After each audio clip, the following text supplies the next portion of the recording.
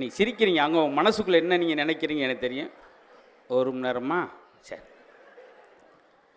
நீ படிக்காமல் இருப்பதற்கு நீ பிறக்காமலே இருக்கலாம் என்று பிளேட்டோ சொல்கிறார்.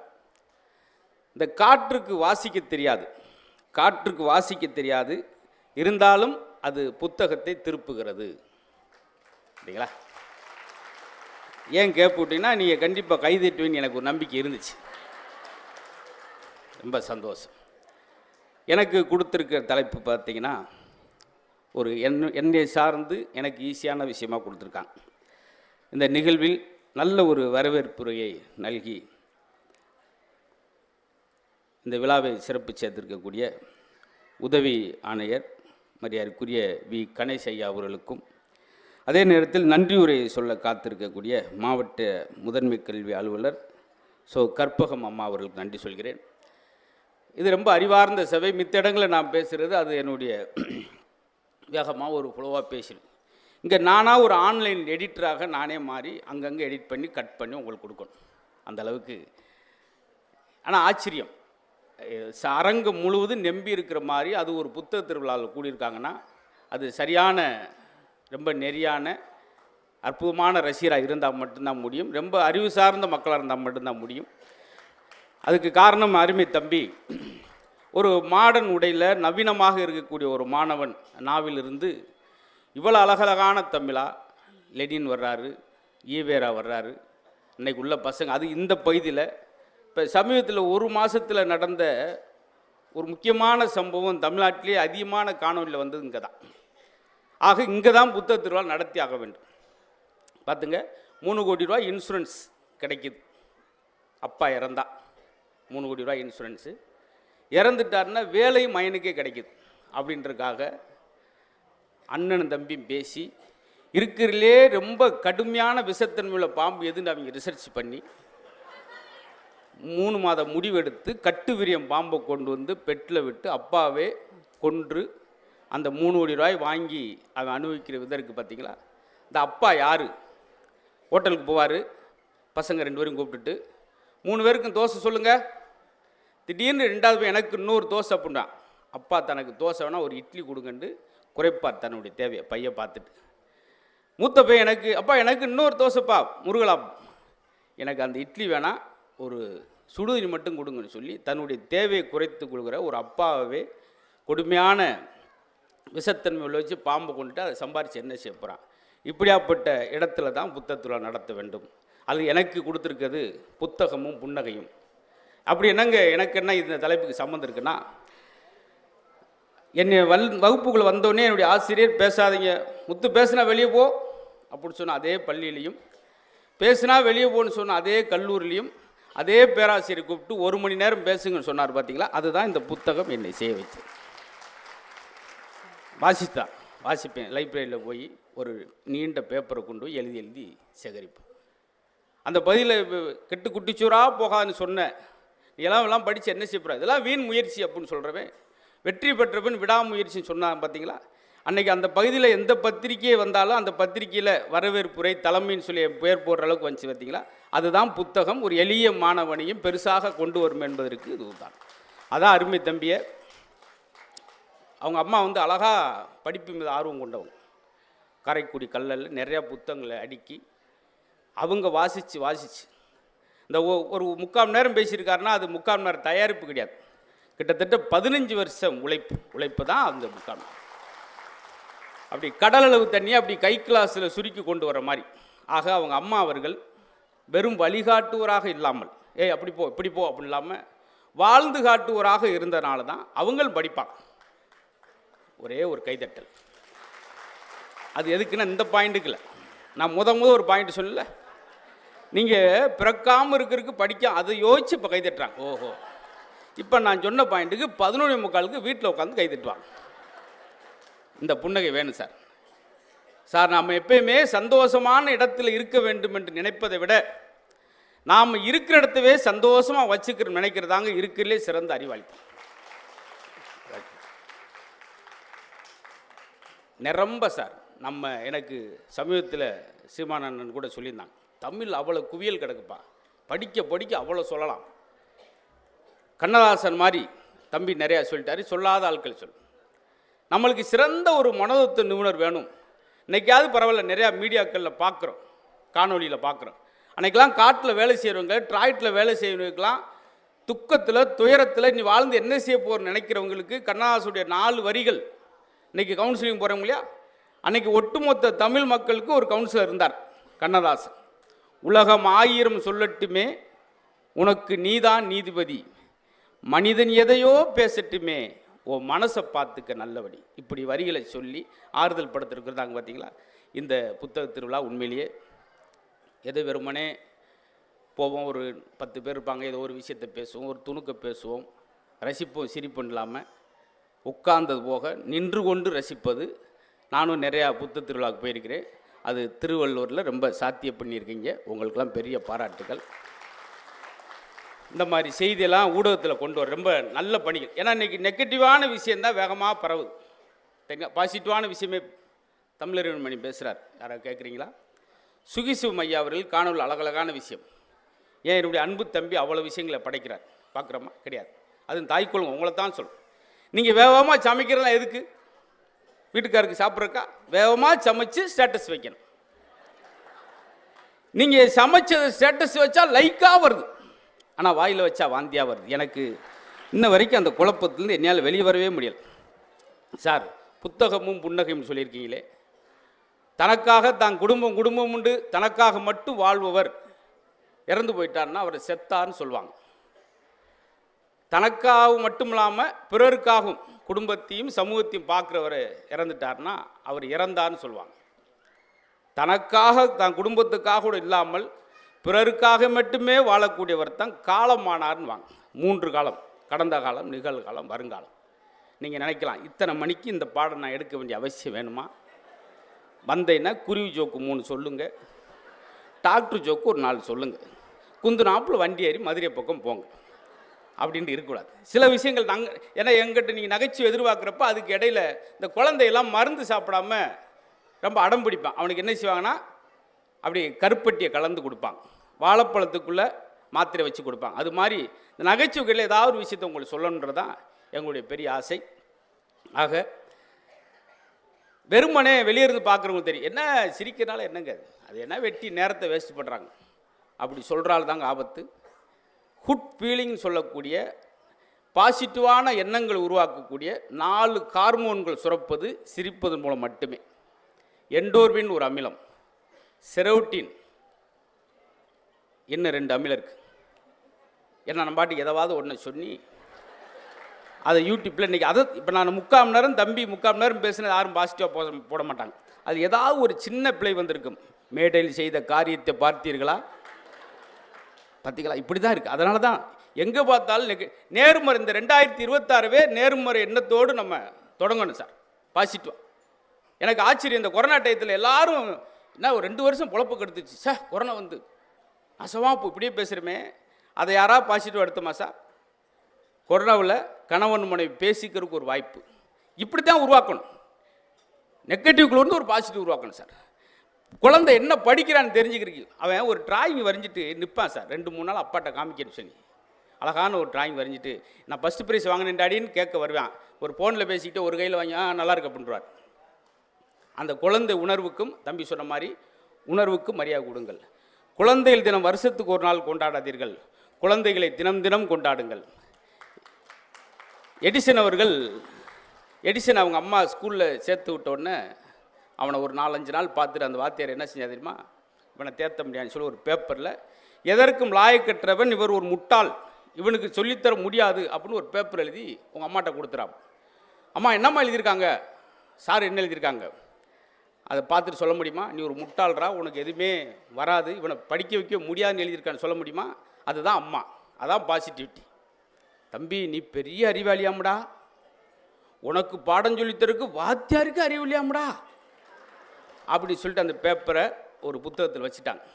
அவனுடைய எளிய நடையிலே அவங்க அம்மா சின்னதாக அவன் எடிசன் வந்து நிறைய கேள்வி கேட்டுக்கிட்டே இருப்பார்.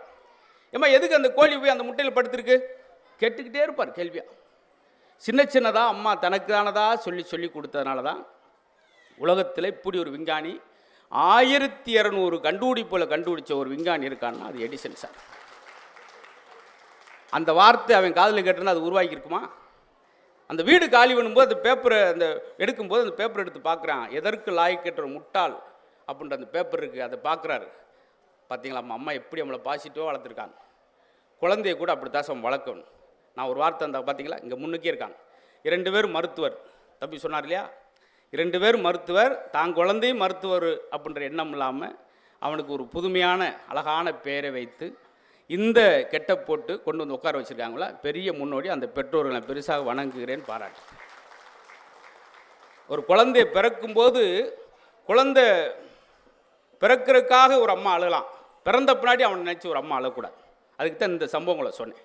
ஏன்னா பசங்க இன்றைக்கி ரொம்ப அறிவாளின்னு சொல்கிறேன். பார்த்தீங்களா, நியூட்டனை பற்றி வாத்தியார் பாடம் நடத்துகிறார். நியூட்டன் வந்து ஒரு ஆப்பிள் மரத்துக்குள்ள படுத்திருந்தார். அப்போ ஒரு ஆப்பிள் மரம் மரத்துலேருந்து விழுந்துருச்சு. அதை எடுத்துகிட்டு பார்த்தார், என்ன மேலேருந்து கீழே விழுது. அப்போ பூமிக்கு புவியீர்ப்பு விசை இருக்குது என்று நியூட்டன் ஒரு விதியை கண்டுபிடிச்சார். அதுதான் நியூட்டனின் 3ஆம் விதி.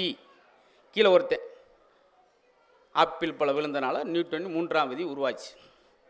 இதே பலாப்பழம் விழுந்தால் அவர் விதி முடிஞ்சிருக்கும், நம்மளாவது நிம்மதியாக இருந்திருக்கலாம். பார்த்தீங்களா, இப்படி சார் இந்த மாதிரி பசங்க ஜாலியாக இருக்கலாம் சார், அதே ஜோலியாக இருக்கக்கூடாது. இன்னொரு சம்பவம் தான் இங்கே நடந்துச்சு. ஒரு வட இந்திய கருப்பையில் நம்ம பையன் என்ன செஞ்சான்னு. இதெல்லாம் எதனால் சார்? ஹிட்லர் ரொம்ப அழகான பையன் சார், நல்ல பையன்தான். ஆனால் வளர்க்கப்பட்ட விதம், அவங்க அப்பா எனி டைம் மது போதிலே இருக்கிறவர், கடுமையான வார்த்தையை சொல்கிறவர். நல்ல ஓவியம் வரையக்கூடிய ஹிட்லர் எப்படி அப்படி மாறினான்னா தான் தந்தை. அதுதான் எப்போதும் குழந்தைகள் கெட்ட வார்த்தை பேசுவதில்லை, அது பெற்றோர் என்பது கேட்ட வார்த்தையை பேசுகிறதுன்னு ஒரு வாசம் சொன்னேன். நேர்மறை என்னன்னு ஒரு வார்த்தை சொன்னேன் சார். ஒன்று நல்லா பாருங்கள், தியாகராஜர் பாபு மாதிரி ஒரு பெரிய தமிழகத்தின் முதல் சூப்பர் ஸ்டார், தங்கத்திட்டில் சாப்பிட்டார். நிறைய விஷயம் அவரை பற்றி நீங்கள் நிறைய கேட்டிருப்பீங்க. இந்த நெகட்டிவாக பேசுகிறதுனால என்ன விளைவு, இந்த வார்த்தைக்கு என்ன வலிமை இருக்குது அப்படின்றக்காக சொல்லுவாங்க. காலைல 10 மணிக்கு ஒரு ஷூட்டிங் சார், வால்மீகின்னு ஒரு படம். அந்த வால்மீகி படத்தோட கேரக்டர் பார்த்தீங்கன்னா அவன் கெட்ட சிவன் ஜெயிலுக்கு போய் இப்படியே இருப்பான். அந்த கதை, அதனுடைய பூஜை நடக்குது. முதல் நாள் 10 மணிக்கு பூஜையில் அவர் பேசுகிற முதல் வசனம் தமிழ் சினிமாவின் முதல் சூப்பர் ஸ்டார் பேசின வசனம், நான் ஜெயிலுக்கு போக போகிறேன். அதே போல் 4 மணிக்கு ஜெயிலுக்கு போனார் சார். அதோடு அவர் சாம்ராஜ்யமே முடிஞ்சது. அந்த வார்த்தையுடைய வலிமையை பாருங்கள் சார். அதனால தான் அன்புக்குரிய பெற்றோர்களே, தாய் குலங்களே, உங்கள் குழந்தைகளே நீங்கள் ஒரு கோபத்தில் கூட விளங்காமல் போயிடுவேன், நாசமாக போயிடுற வார்த்தையை நீங்கள் உதிர்க்கக்கூடாது. உங்களை அறியாமல் தாயிடம் ஒரு பெரிய சக்தி இருக்குது, வார்த்தைக்கு வலிமை இருக்குது என்பதை நீங்கள் ஞாபகம் வச்சுக்கிறணும். அதே போல் ராமசாமி அப்படின்னு சொல்லி ராமசாமின்னு சொல்லி மிகச்சிறந்த பாடகர். அவரை வந்து ஒரு பாட்டு வலுக்கட்டாயமாக பாடினார். எல்லோரும் வேணாம்னு சொன்னாங்க, ப்ரொடியூசர்லாம். பாட மாட்டேன், இனி நான் பாட மாட்டேன். அது வந்து ப்ரொடியூசர் அப்படி சொன்னாங்க, நெகட்டிவாக இருக்குது, அந்த வார்த்தை தொடக்கமே நல்லா இருக்குது, இடையில வச்சுக்கிடுவோம், இல்லை இந்த கதைக்கு இது ரொம்ப முக்கியம் அப்படின்னு சொல்லி வலுக்கட்டாயமாக அந்த பாட்டை பாடினார். பாட மாட்டேன், இனி பாட மாட்டேன், அதான் அவருக்கு கடைசி பாட்டல். அதுக்கடுத்து அவர் பாடவே இல்லை. வரலாறுல சின்ன சின்ன விஷயங்களை பாருங்கள். டிஎம் சௌந்தரராஜன் மாதிரி பெரிய உச்சத்தில் இருந்த பாடகர் யாரும் கிடையாது. அவர் ஒருதலை ராகத்தில் அவர் பாடினது என் கதை முடியும் நேரம் மீது நான் ஒரு ராசியில்லா ராஜா. பார்த்தீங்களா, ஒரு ஆளுடைய சோகத்தை சொல்கிறேன், கெக்குன்னு சிரிச்சுக்கிட்டு இருக்காரு. இதுலேருந்து என்ன தெரியுதுன்னா, மதுரமுத்து என்ன சொன்னாலும் அது ஜோக்குன்ற மாதிரி ஆகிப்போச்சு. நானாக ஃபீல் பண்ணி இன்றைக்கி ஒரு ஒரு புதிய முயற்சியில் சிந்தனையாக பேசணும்னு பேசுகிறேன். அதுக்கும் சிரிக்கிறார், செத்து உருண்டிருக்காரு அப்படின்னு. சூப்பர் சார், செத்து எப்படி உருண்டிருக்கான் பாரு. இதான் சார் கால மாற்றம். முன்னாலாம் 10 ரூபா இருந்தால் சார் 10 பேர் சாப்பிட்லாம். அன்றைக்கி ஒரு ஹோட்டலில் எட்டி பார்த்தேன், 80 ரூபா பில் போட்டாங்க சார். நானாவது எட்டி பார்த்தேன், என் பக்கத்தில் எனக்கு 150 ரூபா, அவன் கொஞ்சம் மோந்து பார்த்துட்டான் அப்படின்னு. இதை பேர் தான் காலம் சார். ஆரோக்கியத்தை பற்றி சொல்கிறோமே, இது பூரா நான் வரோம் புத்தகத்திலேருந்து சொல்கிறது. அதனால தான் புத்தகமும் புன்னகையும். ஆரோக்கியத்தை பற்றி சொல்லும்போது அன்றைக்கெல்லாம் பெண்கள் மேனுவல் ஒர்க்கு சார். எங்கள் அப்பத்தான் 124 வயசு இருந்தாங்க, 124 வயசு. இந்த ஆட்டு உரல் என்னைக்கு வீட்டை விட்டு வெளியே போச்சோ இந்த உடல் மருத்துவமனைக்கு போயிடுச்சு. ரொம்ப நன்றி. இது மித்த ஊரில் கைதிட்டினாங்கன்னேன்னு சொல்லி நான் கேட்ப விட்டேன், நீங்கள் அதை விட பெரிய கேப்பை விட்டீங்க. அதனால தான் எல்லா இடத்துலையும் ஒரே மாதிரி எதிர்பார்க்கக்கூடாது. எங்கள் அப்பத்தா வந்து மதுரை திருமங்கலத்தில் இறக்கும்போது 124 வயசு. என்ன காரணம்னு சொல்லணும், இன்றைக்கி உள்ள இளைய தலைமுறை தெரிஞ்சுக்கிறதுக்காக சொல்கிறேன். பெண்கள் அவங்க ஒரு நாள் கூட மிஷின் பார்த்ததே கிடையாது. இந்த நீங்கள் வேக்கம் கிளர் ஏதோ சொல்கிறீங்களா, அது கிடையாது. காலைல 3:30 மணிக்கு ஒரு சின்ன அரடி விளக்கமாக எடுப்பாங்க. கீழே குனிஞ்சு கூட்டிக்கிட்டே போனாங்கன்னா பக்கத்து தெருவுக்கு போயிடுவாங்க. அங்கே ஒருத்தன் சைக்கிள் ஏற்றிட்டு வந்து மறுபடியும் விட்டுட்டு போவேன். 5 ஆளுக்கு இங்கிட்டு கூட்டிக்கிட்டே போய் பஸ் ஸ்டாண்டு பக்கம் போயிடுவாங்க. மறுபடியும் அவந்திக்கிட்டு வந்து விட்டு போவேன். ஏன்னு சொல்கிறேன்னா சார், வியர்வையை சேமிக்கிறவன் வியாதியை சேமிக்கிறான். 124 வயசுன்னு சொல்கிறோமே, எதனால் சார்? இந்த வேர்வை வெளியே வந்துக்கிட்டே இருக்கேன் சார். டாக்டர் சொல்கிறார்ல, நல்லா வேக வேகமாக நடங்க. இக்கிகாய் அப்படின்றது மிகச்சிறந்த ஒரு புத்தகம் சார், ஜப்பானிய புத்தகம். சிறந்த சுய முன்னேற்றத்துக்கான புத்தகம் அதான். எல்லா நாட்டுகளுக்கும் ரொம்ப பிரசித்தி பெற்ற இக்கிகாய்ன்ற ஒரு புத்தகம். அதில் தான் 94 வயசு வரைக்கும் ஒரு தீவில் ஆரோக்கியமாக இருக்காங்க. 70 வயசில் குழந்தை பெற்றுக்கிறாங்க. அதுக்கு காரணம் என்னன்னா, ஜப்பானியர் வந்து நடக்க மாட்டான். நடக்காமல் கொஞ்சம் வேக வேகமாக ஓடுவேன். நீங்கள் பாருங்கள், நாட்டில் ட்ரெயினுக்கூட போய் நடந்துக்கிட்டே இருப்பேன் வேகமாக. இதைத்தான் மருத்துவர் என்கிட்ட சொன்னது, 3/4 மணி நேரம் போங்க முத்து, ஸ்பீடாக நடங்க, கையை வீசி வீசி நடங்க, பக்கத்தில் செல்ஃபோன் பேசக்கூடாது. இதுதான் ஒரு வாக்கிங்கான அழகு. 3/4 மணி நேரம் முடிஞ்சோன்னா 10,000 அடி சட்டையை கழுத்தி புளியணும், வேர்க்கணும். இதுதான் வாக்கிங். ஆனால் நம்மால் இன்றைக்கி என்ன செய்கிறான்? 2 ஸ்டெப்பு போகிறேன், 2 உளுந்த விட ஒன்று லவக்கு லவக்கு லவக்குன்னு மேய்ஞ்சி செம்மறி ஆடு மாதிரி மேய்ஞ்சிட்டு, அது நான் போண்டாவா, அது பார்சல் கட்டினேன், முறுக்கு 4 கொடுங்க, ஏன்னா அங்கிட்டு போய் கொஞ்சம் தாகமாக இருக்கும், அது நான் டீயா ஒரு 1/2 லிட்டர் ஊற்றுங்க. அப்புறம் 16 வருஷம் வாக்கிங் போகிறேன், ஒன்றும் வெயிட்டு குறையிலையே. எப்படி குறையும்? நீ 200 ரூபா பைக்கில் வச்சுட்டு போகிற, உங்களை நிறுத்து. மொத்தம் ஒரு வாக்கிங் எப்படி இருக்குன்னா, நடையில் ஆரம்பித்து வடையில் முடியுது. இதுக்கு பேர் வாக்கிங்கா சார்? கிடையவே கிடையாது. ஆச்சரியமாக இருக்கும் சார். ஆனால் வாக்கிங் போகிறவங்க நான் ஒரு சின்ன டிப்ஸ் என்னால் முடிஞ்சது சொல்கிறேன். நல்ல வேகமாக நடக்கணும், நல்ல வாக்கிங் வேணும்னா நிறையா தெருநாய்கள் இருக்கு, தெருவில் போங்க. அவ்வளோ ஸ்பீடாக அப்படின்னுச்சா 3/4 மணி நேரம் நிற்காமல் ஓடுவீங்க. அங்கிட்டு ஒரு நாய் குலைச்சுன்னா வீட்டுக்கு கூட்டி வந்துடுவீங்க. பார்த்தீங்களா? இதெல்லாம் சார் இன்னுமே ஒன்று இருக்குது. இன்னொன்று இருக்குது. நீங்கள் வெயிட்டு குறையும்னா இன்னொரு சின்ன டிப்ஸ். 1 கிலோ கடுகு எடுத்துக்குங்க. காலைல 6 மணிக்கு 1 கிலோ கடுகு எடுத்துக்கிட்டு கீழே கொட்டி விட்டுட்டு குனிஞ்சு ஒவ்வொன்றா எடுங்க.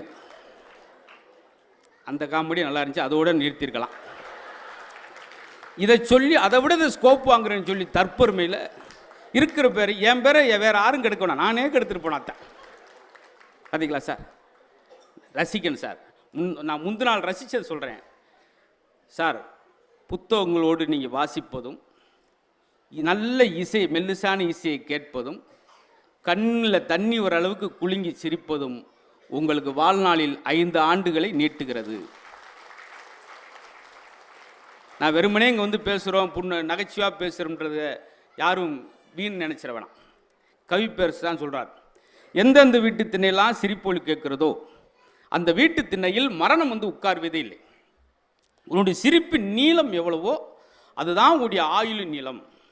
நீ ஒவ்வொரு முறை சிரிக்கும் போதும் உன் சவப்பட்டிலிருந்து ஒரு ஆணி கழட்டப்படுகிறது. வாழ்க்கை பூட்டியே கிடக்குது, அது சிரிப்பு சத்தம் கேட்டால் மட்டும் திறந்துகிறது. பார்த்தீங்களா? நம்மாழ்வார் சொல்கிறார் சார், உலகத்திலே சிறந்த நீர் 2 தான். ஒன்று கண்ணீர், இன்னொன்று உமிழ்நீர். இந்த உமிழ்நீர் வந்து எல்லா புண்களையும் ஆற்றக்கூடிய அற்புதமான விஷயம். நல்லா ஊறுகாய் பார்த்துட்டு தயிர் சாதம் சாப்பிடுவாங்க பார்த்தீங்களா? உமிழோடு சாப்பிடுவாங்க. உமிழோடு சாப்பிட்றவனுக்கு சுகர் வந்ததா வரலாறே கிடையாது சார். அது இல்லாதனால தான் இன்றைக்கி சிக்கல். இந்த உமிழ் பாருங்கள், ஏதாவது ஒரு யானை, ஒரு நாய்க்குட்டி, ஒரு பூனைக்குட்டியை பாருங்களேன், அது புண்ணை அதே நாவால் நக்கி ஆற வைக்கும். அதனால தான் சொன்னது. இன்னொன்று, இந்த மேடையில் இப்போ தம்பியெல்லாம் முத்துக்குமரெல்லாம் சிரிச்சிருக்கு. அன்னைக்கு அண்ணனை பற்றி என்ன பேசினாரோ இவ்வளோ உச்சத்தில் வந்தாலும் அதான் பேசுவார். இவங்கெல்லாம் ஜெயிச்சது காரணம் என்ன தெரியுமா? ஒரு பேச்சாளன் யார் என்றால், வாயை பயன்படுத்தவன்லாம் பேச்சாளன் அல்ல, வார்த்தையை பயன்படுத்தவன் தான் பேச்சாளன். சார், சங்கு ஊதிட்டாங்க அப்படின்னா அது நெகட்டிவ் சார். அதே சங்கு முழங்கியது அப்படின்னு சொன்னீங்கன்னா அது பாசிட்டிவ். ஒரே விஷயந்தான், நீங்கள் சொல்கிற பொறுத்து. ஏன் மாடு அப்படின்னா கோப்பிடுவான், அவன் பசு போலங்க அப்படின்னா 2 டீ வாங்கி கொடுப்பான். நம்மளாம் உருவாக்கிக்கிறேன் சார். ஆனால் எப்படி பேசுவோம் தெரியுமா? பக்கத்து வீட்டில் ஒரு பெரியவர் செத்து போட்டுமே, அங்கிட்டு போயிடாங்க 8 மணிக்கு மேலே செத்து ஆவியாக திருறாரு. இவங்க வீட்டில் ஒரு கிழமை சாப்பிட்டு, எங்கள் தாத்தா சாமி ஆகிட்டார். அவர் மட்டும் ஆவியாக திருவோம், உங்கள் தாத்தா மட்டும் எப்படி சாமி ஆவார்? ஐயோ, பிரிச்சிருவோம் பேச்சு சார். வடநாட்டு பக்கம் இருந்து வந்த கிந்திக்கார பெண்ணை நம்மளை பார்த்து சொல்ல, அண்ணே அண்ணே அப்படின்றான். இங்கே இருக்கிறவன், ஹலோ ஜி ஹலோ ஜி அப்படி பார்த்தீங்களா? இதை பார்த்தாங்க எனக்கு சில நேரம் கோங்கோமாக வந்து எதாவது ஒன்று செய்கிறது சார். இந்த வருஷம் பிறந்தோடனே எல்லோரும் என்ன நல்ல எண்ணங்களை உருவாக்கி, சார் சாதாரண கூரை வீடாக கூட இருக்கலாம், ஆனால் உங்கள் எண்ணங்களால் அதை நீங்கள் கோயிலாக மாற்றம். நல்ல மனிதர் இருந்தால் அது கோயில் சார். கோயிலுக்கு நம்ம தனியாலாம் போகத்தில். ஒரு பையன் சைக்கிளில் போய்கிட்டு இருந்தான். அப்போ சைக்கிளில் போயிட்டு வாரியார் எடுத்தாப்புல வந்து வாரியார்கிட்ட கேட்குறான், எங்கே போகிறீங்க? கோயிலுக்கு. அதனால் கோயிலுக்கு தான் போகணுமா? நீங்கள் தான் சாமி தூணில் இருக்காரு துரும்பூரில் இருக்கான்றீங்களே, இங்கே பார்த்து கும்பிட்டு போக வேண்டியானுங்க, எதுக்கு 4 கிலோமீட்டர் நடந்து கோயிலுக்கு போகிறீங்க? அப்படின்னா இவங்க வந்து சைக்கிளை காற்றை பிடிங்கி விட்டார். ஐயா என்ன காற்றை பிடிங்கி விட்டீங்கன்னா எப்படி போகிறது? அதான் எல்லா இடத்துலையும் காற்று இருக்குல்ல, போக வேண்டியானே.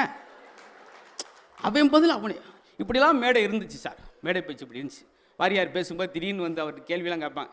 சாமி நான் ஒரு மளிகை கடை வச்சுருக்கேன், கடையில் என்ன படம் மாட்டலாம்? அதுக்கு வாரியார், நீ என்ன படத்தை வேணாலும் மாட்டிக்க, ஆனால் கலப்படம் பண்ணி மாட்டிக்கிறாத. பார்த்தீங்களா எவ்வளோ ஜமூஜ புத்தி பார்த்தீங்களா? எல்லாருக்குமே சார். எம்.ஆர். ராதா அவர்கள் ஒரு பழைய பாண்டியான்ற ஒரு படத்தில் ஒருத்தரை போட்டு அடிச்சுக்கிட்டு இருப்பார். ஏன்னா பெரியவங்களாக இருக்காங்க, அவங்களுக்கும் ஒரு நகைச்சுவை எவ்வளோ நாகரிகமாக இருந்துச்சு அப்படின்றக்காக சொல்கிறேன். அவங்கள ஒருத்தனை அடிச்சுக்கிட்டு இருப்பான் பழைய பாண்டியான்ற படத்தில். அப்போ எம்.ஆர். ராதா பக்கம் டேய் ஏன்டா அவனை அடிக்கிறீங்க?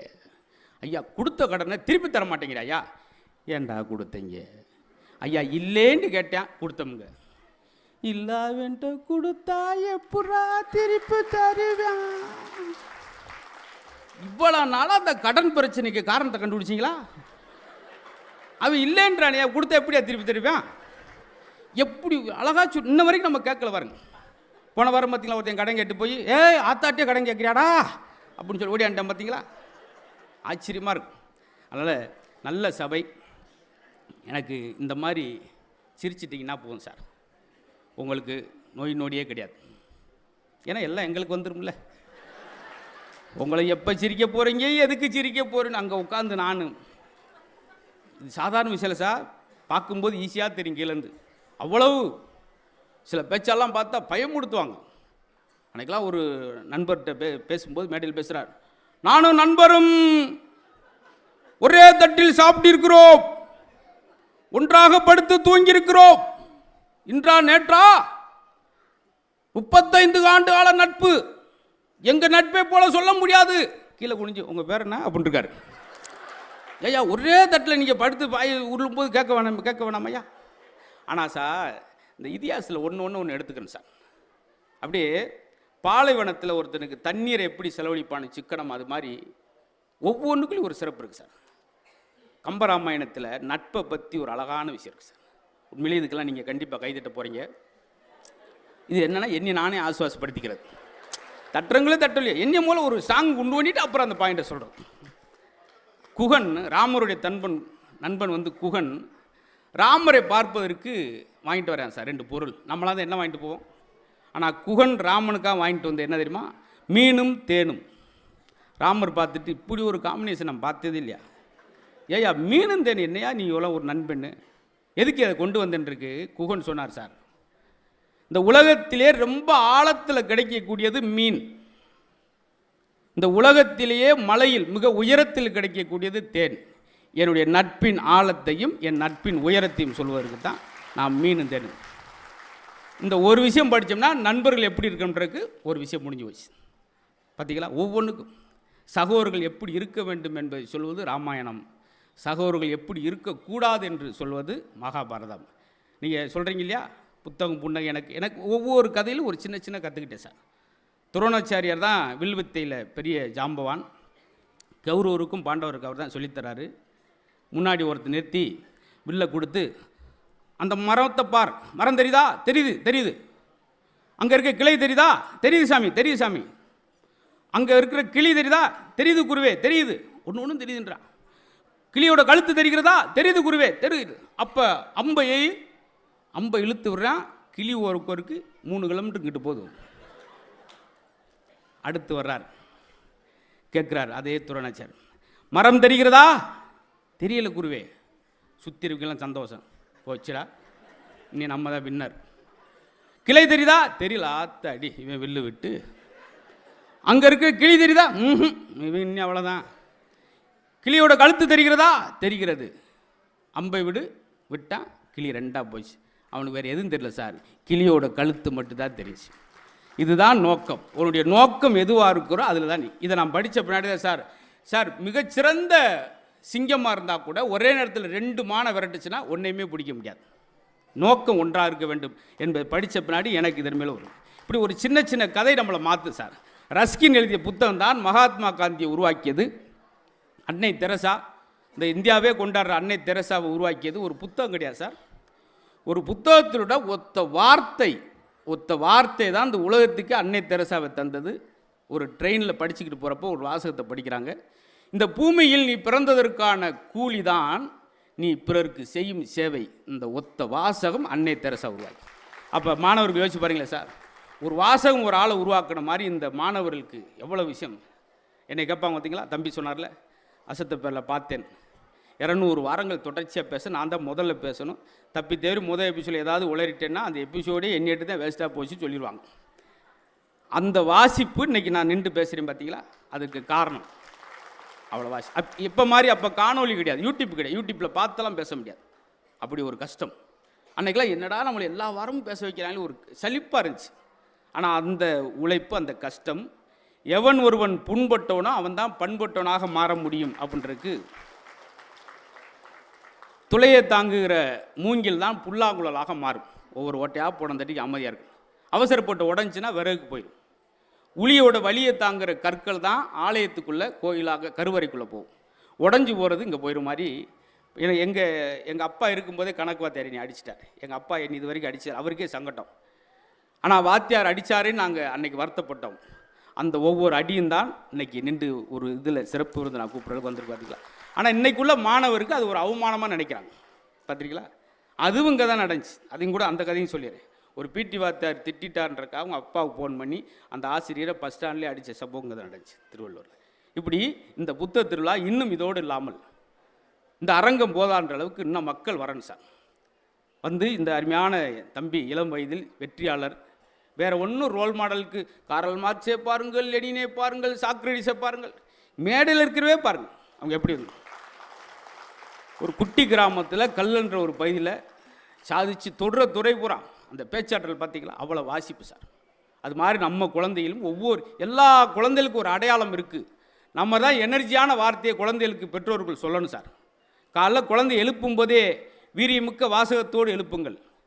குழந்தை எப்படி எழுப்பணுமா, காலைல எந்திரிங்க, திருவள்ளூர் கலெக்டர் எந்திரிங்க, அவன் படபடன்னு வேர்த்தணும், ஐயோ ஆத்தா நம்மளை பெருசு அம்மா எதிர்பார்க்குறாங்களே, கமிஷனர் எந்திரிங்க, அவனுக்கு அப்பயே ஒரு அப்போ சார் நம்ம எண்ணம் பாரதியார் சொன்ன மாதிரி பெரிதினும் பெரிதுகள். நீ இன்ஜினியர் ஆகும் நினச்சாதான் கொத்தனார் வேலைக்காவது போக முடியும். எடுத்தோடனே கொத்தனார்னா சித்தால் போய் சீரஞ்சி எடுக்க வேண்டியதான். இருக்கோ இல்லை பெருசாக ஒன்று கேளுங்க. அது மாதிரி குழந்தைய வந்து அப்படி கவர்னர் எந்திரிங்க, கமிஷன் எந்திரிங்க சொல்லணும். அவனுக்கு ஒரு நம்பிக்கை, ஐயோ அம்மா பெருசாக எதிர்பார்க்குறாங்க. ஆனால் நம்ம காலைல குழந்தை எப்படி எழுப்புகிறோம், எந்திரி எருமை, ஆட்டம் வந்து 1/2 மணி நேரம் ஆச்சு, அவன் எருமை மாதிரியே தான் இருப்பான். எனக்கு இந்த மாணவர்கள் ஏன் பிடிக்கும்னா சார், நாங்கள் படிக்கும்போது 8 கொஸ்டின் கொடுத்து 5க்கு ஆன்சர் எழுதுனா முழிப்போம். ஆனால் இன்னைக்குள்ள பசங்க 8ஐயுமே எழுதுறான் சார். ரைட்டோ தப்போ எழுதுறான் பார்த்தீங்களா, அதவே பாராட்டணும். சாய்ஸில் விட மாட்டேங்கிறான். கடல் அரிப்பை தடுக்க நாம் என்ன செய்ய வேண்டும், லேசாக சொரிஞ்சு விட வேண்டும். பார்த்தீங்களா, அதை ஒரு சாய்ஸில் விடல இல்லை சார், ஏதோ ஒன்று ஃபில் பண்ணுறான்ல. நம்ம படிக்கும்போதெல்லாம் 1 மார்க் கொஸ்டினுக்கு 1 வரி தான் எழுதுவோம். ஆனால் இன்றைக்கி 1 வேர்டுக்கே 13 எழுதுறவனா இருக்கியா சார். கஸ்தூரிபாய் குறிப்பு அவன் வாங்கி பார்த்தேன், ஒன்றுமே தெரில, குறிச்சிருவோம். காந்தி மனை நோட்டா 1 மார்க் கிடச்சிரும். ஆனால் அவனாக ஒரு பாயை உருவாக்கிட்டான், கஸ்தூரிபாய். இது ரொம்ப அகலமான பாய், இந்த பாய் எடுத்துகிட்டு போய் மெத்தில் விரித்து எல்லோரும் உட்காந்து தூங்கலாம், நடு வீட்டில் விரித்து எல்லோரும் சாப்பிடலாம். இந்த பாயை 2ஆக கழித்து 2 வீட்டுக்கு கொடுக்கலாம். அவர் சட்டையை கிழிச்சிட்டார். என்னப்பா கிழிச்சுக்கிட்டே போகிறேன், அடுத்த பக்கத்தை திரும்ப அங்கிட்டு தான் ஆரம்பிக்கிறான். கஸ்தூரிபாயின் வகைகள்: ஒலப்பாய், தார்பாய், நார்பாய், ஆஃபீஸ் பாய், ஸ்கூல் பாய், ரூம் பாய். அவருக்கு படபடன்னு வேர்த்து 2 குளுக்கோஸ் ஏற்றிட்டு வந்து உட்காந்துருக்காரு. ஐயோ இன்னைக்கு கொல்லாம விட மாட்டேன் போலையே, இவன் என்னதான்டா சொல்ல வர்றான்னு சொல்லி அடுத்த பக்கத்தை திருப்புற அங்கிட்டு ஆரம்பிக்கிறான். கஸ்தூரிபாய் வாஜ்பாயை விட பெரியது. 4 மாத்திரை போட்டுட்டு கெச்சம் கடிச்சார். சார், நான் வேலையை ரிசைன் பண்ணிக்கிறேன், எங்கேயாவது விருதுநர் பஸ் ஸ்டாண்டில் போய் வெள்ளரி பிஞ்சு இளந்தப்பழ வியாபாரம் பார்த்து பொழைச்சிக்கிறேன், இப்படி ஒரு பொழப்பு எனக்கு தேவையில்லை சார். என்னய்யா 15 வக்கு எழுதியிருக்கா சார், ஒன்று எடுக்கு. அவர் அங்கிட்டிருந்து போனை கட் பண்ணியா, உனக்கு அது 15 வக்கு எழுதியிருக்கான், பெரும்படு, எனக்கு ஒரே வேலை என்னையை குழப்பிருக்கா ஐயா. என்ன சார், கஸ்தூரி பாயல்ல கேள் அப்படின்னு ஓட்டிருக்கேன். நான் யார்கிட்ட போயா கேட்பேன், ஏயா வத்திரிச்சல் கலப்புற. பார்த்தீங்களா, இதை நம்ம சிரிக்கிறோம், பாராட்டன்ல. இவன் தான் சார் பெரிய படைப்பாளி. வருவான் ஒரு சீரியல் 15 வருஷத்துக்கு எடுக்கிறாங்க பார்த்தீங்களா, அது இவன் தான். ஆச்சரியமாக இருக்கும். ஒரு சீரியல் கதை முடியவே இல்லை, டைரக்டர் எவ்வளோ சொல்லி பார்த்தாங்க, சார் முடிங்க சார் முடிங்க சார், என் பேரெல்லாம் பெரியவனா வந்து கேட்குறேன் சார், கதையை முடியும். டைரக்டர் முடிக்கவே இல்லை, கடைசியில் டைரக்டரே முடிச்சுட்டாங்க. போடா நீ வசப்பட மாட்டடா, நீ நானும் சொல்லி சொல்லி பார்த்துட்டோம்டா. பார்த்தீங்களா, இதா சார் குழந்தை செல்வம். குழந்தையில பென்ட்ரைவ் மாதிரி வைக்காங்க. பென்ட்ரைவ் என்ன செய்யுது, காப்பி பண்ணி பேஸ்ட் பண்ணும். குருட்டு மனப்பாடம் பண்ணி வளர்கிற குழந்தைய விட சுயம்பாக எழுதுகிற குழந்தைகளும் சாதிப்பான். நாங்கள் படிக்கும்போலாம் தமிழ் கொஸ்டினாக ரெகுலராக ஒரு கொஸ்டின், செய்வனை என்றால் என்ன, சேப்பாட்டுவன். அதுக்கு ஒருத்தர் ஆன்சர் எழுதுனான். 3 மாதம் அந்த பேப்பரை திருத்தன வாத்தியார் ஐசுவாலில் படுத்துட்டார். படித்ததுக்கே எழுதியிருக்கான், செய்வனை என்பது நம்மளுடைய பரம்பரை எதிரிகளுக்கோ அல்லது ஜென்ம விரோதிகளுக்கோ கைகால்கள் விளங்காமல் போக வேண்டும் என்று நாம் கோடாங்கியும் சோசியரையும் கூட்டு வந்து எலுமிச்சம்பழம் கோழி முட்டை பொம்மையில் வைத்து சுடுகாட்டில் உட்கார்ந்து நாம் செய்வதான் செய்வினை. உதாரணத்திற்கு எங்கள் பெரியப்பா எங்களுக்கு செய்துள்ளார். ஏன்னா உதாரணத்துக்கு ஒரு மார்க் இருக்குது. இவ்வளோ விஷயம் இருக்குது பார்த்தீங்களா சார். இதெல்லாம் எதுக்கு சொல்கிறேன்னா, எதுக்கோ சொல்கிறேன் நினைக்காங்க. இப்போ உங்களை வந்து ஒரு சாக்கு நிறையா ஒரு 40 மரக்காய் நெல்லை போடும்போது அதுக்கடுத்து போட முடியாது. அப்போ அது ஒரு குழுக்குனா கொஞ்சம் ஸ்பேஸ் கிடைக்கும். அது மாதிரி நீங்கள் சிரிக்கும்போது உங்கள் கவலையெல்லாம் வெளியே போகணும் சார். அதுக்காகத்தான். ஏன்னா மனசு விட்டு உண்மையாக 1 நிமிஷம் சிரிச்சா டாக்டர் சொல்கிறதான் ஒரு சொல் ரத்தம் ஊறும். இப்போ 1 மணி நேரம் சிரிச்சிருக்கீங்க, ரத்தம் கோப்போன்னு ஊறி காது வழியாக மூக்கு வழியாக ஒழுகுனாலும் ஒழுகும். இதெல்லாம் இருக்கட்டும் சார், நான் சொல்ல வந்த விஷயம் தான். வீல் சேரில் வாழ்க்கை தொடங்குது. குழந்தையாக இருக்கும்போது பாருங்கள், அப்படி வீல் சேரில் வச்சு கொண்டு வரோம். வீல் சேரில் குழந்தை வாழ்க்கை தொடங்குது. 80 வயசில் அதே வீல் சேரில் வச்சு அவரை கொண்டு வரோம். அப்போ வீல் சேரில் தொடங்குகிற வாழ்க்கை வீல் சேர்லேயே முடியுது. இடையில இந்த 40 வருஷம் எதுக்கு வீல் கத்துறீங்க, அதை மகிழ்ச்சியாக கொண்டாடுங்க. புத்தர் ஒருத்தனை பார்த்து கேட்டார், அவர் சீடனை பார்த்து, உனக்கு என்ன வயசாகுது? ஐயா 23. உன்னை பார்த்தா 73 மாதிரி தெரியுது, நீ 23 என்கிறாயே. இல்லை, நான் மகிழ்ச்சியாகவும் சந்தோஷமாகவும் வாழ்ந்த ஆண்டு 23, அதுதான் நான் வாழ்ந்த வாழ்க்கையாக உணர்கிறேன். அப்படிங்களா? ஒரே விஷயம், ஒரு ஆளுக்கு கஷ்டமாக இருக்குது, ஒரு ஆளுக்கு சிரமமாக இருக்குது சார். திருச்செந்தூர் கடற்கரையில் 2 சாமியார் சந்திக்கிறாங்க. சுவாமி வணக்கம் சுவாமி. பதிலுக்கு அவரும் சுவாமி வணக்கம். தாங்கள் எப்படி சுவாமியாக மாறினீர்கள்? அது பெரிய வேடிக்கை, கூறுங்களேன் ரசிப்போம். இளம் வயதில் கலாகலா என்று ஒரு பெண்ணை விரும்பினேன். காதல் கைகூடவில்லை, சாமியாராய் விட்டேன். என் கதை இருக்கட்டும், தாங்கள் எப்படி சுவாமியாக மாறினீர்கள்? அந்த சனியை முடிச்சு கலவை நான் தான் கல்யாணம் பண்ணேன். பார்த்தீங்களா சார், உங்கள் மகிழ்ச்சியை உங்களை தவிர வேறு யாரும் அனுபவிக்க முடியாது, கொடுக்க முடியாது. நம்மளே உருவாக்கிட்டே தான் சார். சார், அசையும் சொத்தாக இருந்தாலும் அது அசையாத சொத்தாக இருந்தாலும் இந்த உடம்பு அசைகிற வரைக்கும் தான் சார் அந்த சொத்து நம்மளுக்கு. அதை வச்சுக்கிட்டு நம்ம ஒவ்வொரு ஆளும் என்னென்ன பேசுகிறோம் பார்த்தீங்களா சார். ஒரு கோழி எப்படி சார் சொல்லுவோம், சார் என்ன வெட்டைக்கோழினே முட்டை கோழினே என்னே ஊற்ற தேவையில்லை, எல்லாம் 3 கிலோ இருக்கும் முட்டை கோழி அப்படின்னு சொல்லி கோழி அறிமுகப்படுத்துகிறோம். ஒரு ஆட்டுக்குட்டி எப்படி அறிமுகப்படுத்தும், ஏன்னா இளம் ஆடுனே 17 கிலோ, கொழுப்பே கிடையாது.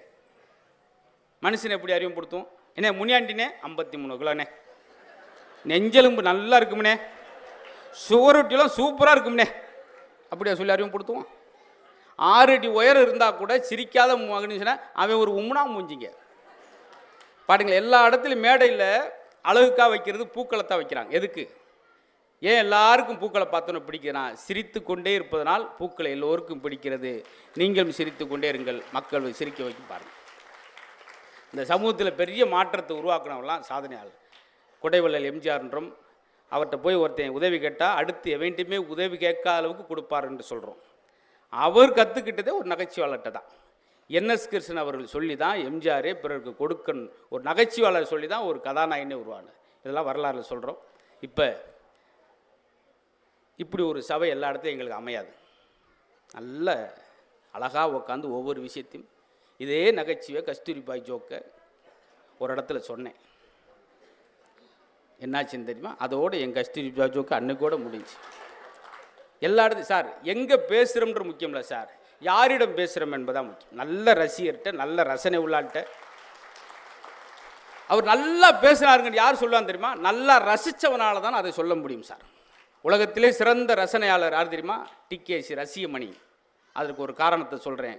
இவர் மாதிரி உலகத்தில் ரசனை உள்ள மனுஷன் நீங்கள் பார்க்க முடியாது. அதுக்கு இந்த ஒரு சம்பவம் ஒன்று.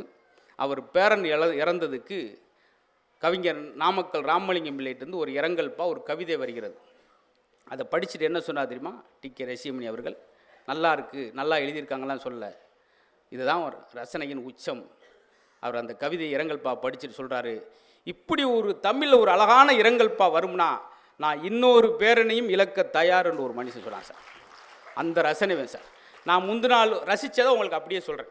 ராவா எதுலேயுமே எந்த பில்டப் இல்லாமல் சொல்கிறேன். எனக்கு ஒரு மீன் வச்சாங்க, வறுத்த மீன், இலை வச்சு தட்டு வச்சு மேலே ஒரு ரவுண்டாக ஒரு வெங்காயம் வச்சாங்க. எடுத்து லவக்கு நான் சாப்பிடல, சும்மா பார்த்தேன். அந்த மீன் இறந்து போனதுக்காக மலர் வளையம் வைத்துள்ளார்கள், அதுதான் வெங்காயம். அங்கே வரம்மா வெங்காயம் எதை போய் சொல்கிறேன் பாரு அப்படின்னு. ஏன் அந்த மீன் முடிஞ்சது தெரியுமா? ஆயிலில் விழுந்ததுனால அதனுடைய ஆயில் முடிஞ்சது. இதை முத இங்கே தான் நான் சொல்கிறேன். இதை அடுத்து நான் எங்கேயாவது சொல்லணும்னு நினச்சிங்கன்னா இதோடு இதை 3 அடி குழி கொண்டு இந்த மீனை போச்சுட்டு போயிடுவேன். அது உங்கள் கையில் தான் இருக்குது. அந்த மீன் ஏன் வறுத்த மீன் யாருக்கா தெரியுமா? இவ்வளோ நாள் சாப்பிட்றமே, அது வறுத்த மீன் யாராவது கண்டுபிடிச்சிங்களா? ஏன் வறுத்த மீன்? இப்போ பாருங்கள், தன் பிள்ளைகளை பிரிந்து, தான் தாய் தந்தைகளை பிரிந்து எண்ணெயில் விழுந்த உடனே வருத்தப்பட்டிருக்கும் இல்லையா? அதனால் அதுக்கு பேர் வறுத்த மீன். இந்த வலுக்கட்டாமல் கைதட்டுற தயவுசெய்து நிறுத்திடுங்க. ஒரு அம்மாளம் தான் வறுத்த மீன், நாங்காண்டா இப்போ வருத்தப்பட்டு கிடக்கோம், ஏன் வந்தோம்னு இப்படி வருத்தப்பட்டு கைதட்டாங்க. இன்னும் இருக்குது, இன்னுமா இருக்குது அப்படின்னு. அந்த மீனே செத்துட்டு ஜோக்குன்னு சாக மாட்டேங்குது. அதுக்கடுத்து அந்த மீன் அந்த இலையை பார்த்து சொல்லுது, இது பூரா நானாக பண்ணது சார், நானாக ஒரு மீனை பார்த்து ரசித்தது. இது மாதிரி ஒவ்வொன்றையும் ரசித்தோம்னா நம்மளுக்கு 5 ஆண்டுகள் அதிகம் சொல்கிறேன்.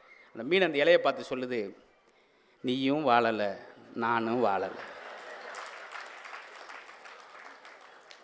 கீழே தட்டு, இது அடித்தட்டு மக்களுக்கும் போன்றதுக்கு தான் நான் சொல்கிறேன். அடியில் தட்டு. ரொம்ப நன்றி. அம்மா கோச்சிட்டு போகிறீங்களா?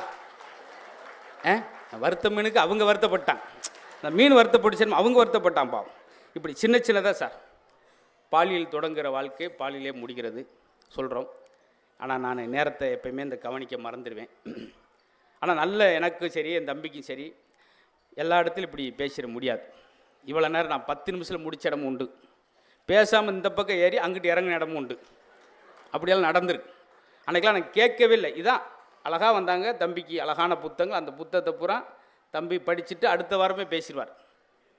ஆனால் ஒரு ஆள் புத்தகம் எழுதியிருந்தார், 100 ஆண்டு காலம் நோய் நொடி இல்லாமல் வாழ்வது எப்படி. முந்தின நாள் தான் 46 வயசில் இறந்து போயிட்டார் பாவம். அண்ணன் ஒரு ஆள் கைதட்ட நான் கவனித்தேன். அவர் 4 இடத்துல கைதட்டினார். அந்த 4 இடம் யாருன்னா, ஒருத்தன் பாடியாக போனது, ஒருத்தன் இறந்தது. இது ஒரு வகையான ரசனை பார்த்தீங்களா? ஆச்சரியமாக இருக்கும் இந்த மாதிரி. சார் ஒன்று வேணாம், நாம் சந்தோஷமான இடத்துல இருக்க வேண்டும் ஒரு வாசம் ஆரம்பித்தேன். நமக்கு பிடித்தவர்களால் நம்மோடு இருக்க வேண்டும் என்று நினைப்பதை விட நலமோடு இருக்க வேண்டும் நினைப்பது தான் ஒரு மனிதனுக்கு அழகு. இதை நான் சொந்தமாக சொல்ல, ஒரு பேப்பரில் ஒரு புத்தகத்தில் படித்து சொல்கிறேன். கைதட்டுறீங்க பார்த்தீங்களா? இதுக்கு தான் சார் வள்ளுவருடைய குரல்லே அழகான குரல் 2 இருக்குது சார். அந்த 2க்கு மட்டும் ஒரு சின்ன விளக்கத்தை சொல்லிட்டு அதுக்கடுத்து நீங்கள் இருந்தீங்கன்னா பேசும். ஒருமை கண் தான் கற்ற கல்வி எளிமையும் ஏமாப்புடைத்து. ஒரே ஒரு முறை கற்ற கல்வி 7 ஜென்மத்துக்கும் கூட ஒன்று வருதுன்னா அது கல்வி மட்டும்தான் சார். கொடுக்க கொடுக்க குறைவது செல்வம், கொடுக்க கொடுக்க வளருவது கல்வி சார். அதில் வள்ளுவர் குறளில் அந்த இன்னொன்று பாருங்கள், அன்புடைமை ஒரு அதிகாரத்தில் இருக்கும் 40 50, அருளுடைமை பக்தி 70 80 ஒரு அதிகாரத்தில் இருக்கும். ஆனால் ஒழுக்கமுடைமை பாருங்கள் 100வது அதிகாரத்தில் இருக்கும். நீ அன்புல 50 மார்க் வாங்கினாலும் பரவாயில்ல, பக்தியில் 70 மார்க் வாங்காட்டி கூட பரவாயில்ல, ஆனால் நீ ஒழுக்கத்தில் 100 மார்க் வாங்க வேண்டும் என்பதால் தான் ஒழுக்கமுடையவே 100வது அதிகாரத்தில் வச்சார். எல்லாருக்கும் அடைஞ்சிருமா சார்? அவ்வளவு அழகு சார். ஏன்னா எனக்கு எப்பவுமே இந்த முன்னோர்கள், எங்கள் பாட்டி எங்கள் அப்பத்தான் சொல்லுவோம், அது திண்ணையில் உட்காந்துருக்கு. அப்போ நான் அந்த விஜய் டிவி கலக்கு பேரில் பேசிக்கிட்டு இருக்கேன். அப்போ தான் ஆரம்பித்தது. பக்கத்து வீட்டு கிழவி எங்கள் அப்பத்தாட்ட கேட்கு, உன் பேரன் தினம் பேக்கு எடுத்துக்கிட்டே போகிறானே, என்ன வேலை பார்க்குறான்? எங்கள் அப்பத்தை தெரியலனா தெரியும் சொல்லலாம். என் பேரன் சிரிப்பு காட்டுற வேலை செய்கிறான். சிரிப்பு காட்டுற, ஆமாம், இந்த நாடகத்தெலாம் பப்புனா வருவான். நான் கும்பிட்டேன், உங்களுக்கு கொஞ்ச நேரம் தெரியாட்டி பேசாமல் அது இருங்க, அதையும் ரசிக்கணும். அந்த தாத்தா பாட்டி கிடைக்காம போயிட்டாங்க பார்த்தீங்களா நிறைய பேருக்கு. நீங்கள் வந்து பாருங்கள், அவ்வளோ ஆச்சரியம், அழகான விஷயம்லாம் இருக்குது. சொன்னால் ரொம்ப நேரம் போகும். தம்பி மேடையில் வேலுநாச்சியார் பற்றியெல்லாம் இருக்குது. ஈவேரா பற்றி சொன்னார். நான் படுக்கும் அறைக்கு பக்கத்திலே படிப்பறையை வைங்கன்னு சொன்னதான் டாக்டர் அம்பேத்கர். பக்கத்தில் நான் நேரத்தை திருடுகிறேன். நாம் பயணம் செய்யும் போதெல்லாம் அதிகமாக படித்தவர் தான் ஜவஹர்லால் நேரு. பார்த்தீங்களா? சாதாரண காஞ்சிபுரத்தில் பிறந்த சிஎன் அண்ணாதுரை இருந்தவர் கன்னிமாரா நூலகத்தில் ஒவ்வொரு புத்தகங்களாக படித்ததுனால்தான் சிஎன் அண்ணாதுரையாக இருந்தவர் பேரறிஞர் அண்ணாதுரையாக மாறினார். அவருக்கு புற்றுநோய் ஆப்ரேஷன் பண்ணணும். அப்போ சொல்கிறார் அண்ணா, பார்த்துங்க எவ்வளோ அழகான வார்த்தை பாருங்கள், படிக்கின்ற ஆர்வத்தை தூண்டுற வார்த்தை பாருங்கள். புற்றுநோய் உடனடியாக ஆப்ரேஷன் பண்ணணுன்னு சொன்னதுக்கு அண்ணா சொன்னது, ஒரு நல்ல புத்தகத்தை படிச்சுக்கிட்டு இருக்கேன், ஒரு 2 நாள் ஆப்ரேஷனை தள்ளி வைக்கலாமா, ஏன்னா அதனுடைய முடிவு தெரியணும், சுவாரஸ்யமாக இருக்குது, அழகாக இருக்குது அப்படின்னு சொல்லி உயிர் பிழைக்கிற கூட தள்ளி வச்சுட்டு புத்தகத்தை படித்தனால தாங்க அறிஞர் அண்ணாவை இன்ன வரைக்கும் கொண்டாடுறோம். பார்த்தீங்களா? இப்படி ஒவ்வொரு ஆளுக்கும் ஒருவர். சார் இன்னும் கொஞ்ச நேரத்தை தூக்கில் போடணும். அப்போ வார்டனை கூப்பிட்டு அவர் கேட்குறார், இந்த லெனின் பற்றி ஒரு புத்தகம் கேட்டேனே, அது வாசிக்கன்னு ஆசைப்பட்டேன், நீங்கள் தரவே இல்லை. இன்னும் 1 மணி நேரத்தை உனக்கு தூக்கிலே போட போகிறேன், நீ லெனினை பற்றி இப்போ படித்த என்ன ஆசைய? இல்லை, நான் சாகிறதுக்கு முன்னாடி சில விஷயங்களை தெரிந்து கொண்டு சாவே இல்லையா, அவர் தாங்க பகத்சிங். பார்த்தீங்களா? அப்படி சாகிறதுக்கு முன்னாடி கூட விஷம் கொடுத்து கொள்ளணும் சாக்ரட்டிஸை, அப்போ கூட படிச்சுக்கிட்டே இருந்தார். இப்படி அடுத்த நிமிடம் நம்மிடம் இல்லை என்ற போது கூட படிப்பினுடைய அவசியம், புத்தகத்தினுடைய அவசியம், அது வெறும் காகிதம் அல்ல, அது மனிதனை மாற்றும் ஆயுதம் என்று சொன்னார் ஒரு கவி. அதனால் உங்கள் குழந்தைகளுக்கு எதை பற்றி நீங்கள் சொல்லித்தாரீங்களோ இல்லையோ, புத்தகத்தினுடைய பெருமையை சொல்லித்தாருங்கள். கடுமையான கிராமம். என்னுடைய நிகழ்ச்சி முதல் டிவியில் வரும்போது அதை பார்ப்பது கூட என்கிட்ட டிவி கிடையாது. அப்படியாப்பட்ட கிராமத்தில் நின்று வானத்தை இப்படியே பார்த்துக்கு, விமானம் எங்கள் வீட்டு பக்கத்தில் பெருங்குடி ஏர்போர்ட் இருக்குது, விமானம் போகிறது ஆச்சரியமாக பார்ப்போம். தென்னை மரத்தில் ஏறிலாம் உட்காந்துருப்போம், விமானம் வரும்போது ரெக்கையை பிடிச்சிட்டு போகிறோமா, நான் மரமெல்லாம் ஏறுவேன். அப்படி இருந்த எங்களுக்கு ஒரு 103 நாடுகள் போகிற மாதிரி ஒரு எளிய மாணவனை பெருசி ஆக்கியது இந்த புத்தகம். எந்தவித வசதி இல்லாப்போ எங்களவே இந்த அளவுக்கு உருவாக்கினா அன்றைக்கு உங்கள் பசங்களுக்கு நிறைய வாய்ப்புகள் பின்பலத்தில் இருக்கிறது. ஆக குழந்தைகளை உற்சாகப்படுத்தணும், எனர்ஜெட்டிக்காக கொண்டு வரணும். இவ்வளவு புன்னகை நான் பேசினா அதுக்கு முழுக்க எனக்கு பின்னாடி உள்ளது புத்தகம். அதில் தான் புத்தகமும் புன்னகை என்று பேர் வச்சது. இன்றைக்கி உள்ள முழு ரகசியம் அதான், வாசிப்பு மீது உள்ள ஆர்வம். இப்போ கூட ஒரு மேடைக்கு போனால் நான் பாட்டுக்கு 4 மணி நேரம் எதுவுமே இல்லாமல் பேசிடுவேன். இருந்தாலும் ஏதாவது ஒன்று புதுசாக ஒன்று சொல்லணும்னு சொல்லி ஒரு தேடலோடு ஒரு ஆர்வத்தோடு போகிறேன். பார்த்தீங்களா? அதில் தான் 20 வருஷம் தம்பி சொன்னார், என்ன 20 வருஷம் நான் சின்ன வயசில் பார்த்து அதே இது இருக்குன்னு சொல்கிறாரு. பார்த்தீங்களா? அதுக்கு காரணமும் அந்த புத்தகம்தான். தம்பியும் அதே மாதிரி அவன் நீண்ட ஆளுகள் காலம் இருக்கிற வரைக்கும் அவனால் மேடையில் பேச முடியும். நிரம்ப கருத்து இந்த மாதிரி அறிவுஜீவிகள் இருக்க வேண்டும். தேடல்கள், அந்த புத்தகத்தை கடலில் தண்ணி அப்படி கை கிளாஸில் கொண்டு வந்து கொடுப்பதான் ஒரு பேச்சாளனுடைய அழகு. நிரம்ப படித்து இந்த மேடையில் படைக்க வேண்டும். நீங்களும் இந்த புத்தக திருவிழாவை இன்னும் சிறப்பாக, இன்னும் பெருமையாக, இன்னும் விசாலமாக நடத்துங்கள். அறிவு செல்வங்களாக, ஏதாவது கோயில் இல்லா ஊரில் குடியிருக்கக்கூடாது அப்படின்னு சொல்கிற விட, புத்தகம் ஒரு காலத்தில் வீடு கட்டும்போது திண்ணை இல்லாமல் கட்ட மாட்டாங்க, அப்புறம் வீடு கட்டும்போது பெட்ரூம் இல்லாமல் கட்ட மாட்டாங்க, அப்புறம் இப்போ வீடு கட்டுறப்ப என்ன செஞ்சாங்க, பூஜை அறை இல்லாமல் வீடு கட்ட மாட்டாங்க, இப்போ ஹோம் தேட்டர் இல்லாமல் வீடு கட்ட மாட்டேங்கிறாங்க. ஆனால் ஏதாவது ஒரு வீட்டில் புத்தக அறையோடு வீடு கட்டிருக்கீங்களா சார்? இனிமேல் இந்த நிகழ்வை கேட்குறவங்க அந்த சின்ன மூலையில் ஒரு பக்கம் ஒதுக்குங்க. இனிமேல் வீடு கட்டும்போது ஒரு ரொம்ப வேணாம், ஒரு 4க்கு 4 அளவாவது புத்தக அறை வச்சு 4 புத்தகம் குழந்தை படிக்குதோ இல்லையோ சும்மாவாவது திருப்பி பார்க்கட்டும். அதை செஞ்சால் போதும், நேர்மறை எண்ணம் உருவாகும். ஏன்னா ஈண்ட மொழி பேரன் கீழே விழுந்துன்னு ஓடுவோம் சாதத்தை தூக்கிட்டு. பார்த்து சொல்லுங்கள் சாமி, பேரன் குப்பறக்க விழுந்துட்டான், அதுக்கு என்ன சாமி? அதுக்கு அந்த கல் எடுத்து ஓரம் போட்டால் விழ மாட்டான். இதுக்கு சாதத்தை கொண்டு போய் கொடுத்து அவர் பார்த்துட்டு சுக்கிரமேடு, சூளமேடு, பீளமேடு எல்லாமே மேடாக இருக்கே சாமி. ஏம்மா உன்னுடைய ராசி நட்சத்திரத்துக்கு துலாம் ராசி. ஒரு தடவை நீ ராமேஸ்வரம் போயிட்டு வாம்மா. பெட்டுக்கு நான் அந்த அம்மா சாதத்தை பிடுங்குச்சு. சொந்த ஊரே ராமேஸ்வரம் தான் சாமி. அங்கே தான் காலைல 6:30 மணிக்கு பஸ் ஏறினேன். சரிம்மா அது ராசி கொஞ்சம் சின்ன குழப்பமாயிடுச்சு. எல்லோரும் நல்லா வந்துடுச்சுமா. ஏம்மா சுக்கிர திசை நல்லா இருக்குது, சனி பயிற்சி நல்லா இருக்குது. இந்த ஆவணி முடிஞ்சு ஐப்பசி கார்த்திகை மார்கழி முடிஞ்ச உடனே உனக்கு ஒரு அழகான ஆம்பளை பையன் பிறக்குமா. பெட்டுக்குன்னு மறுபடியும் சாதத்தை பிடுங்குச்சு. என்னம்மா? எனக்கு குடும்ப கட்டுப்பாடு ஆப்ரேஷன் பண்ணி 6 வருஷம் ஆச்சு. இது இல்லை சார், உழைச்சா முன்னேற போகிறேன் சார். நாங்களாம் சின்ன பிள்ளையா இருக்கும்போது இந்த தினமும் அந்த காலண்டர் டெய்லி காலண்டரில் ஏதாவது பார்த்துட்டு தான் போவோம். கும்பராசி யோகம் அடிக்கும், லாரி அடித்து போட்டு போயிட்டான். காரணம் அந்த லாரி மேலே யோகம்னு போட்டிருக்கும் சார். ரசிப்பதில் எதில் புத்தகத்தில் வெறுமனே எல்லா செய்தியும் படி. கைக்கூ கவிதை வள்ளுவர் தான் முதல் கைக்கூ எழுதினவர், 1.25 அடியில். அதில் இருக்குது சார் கைக்கூ கவிதை படிங்க, அவ்வளோ அழகான கட்சி. காற்றால் கற்பமானது பலூன்,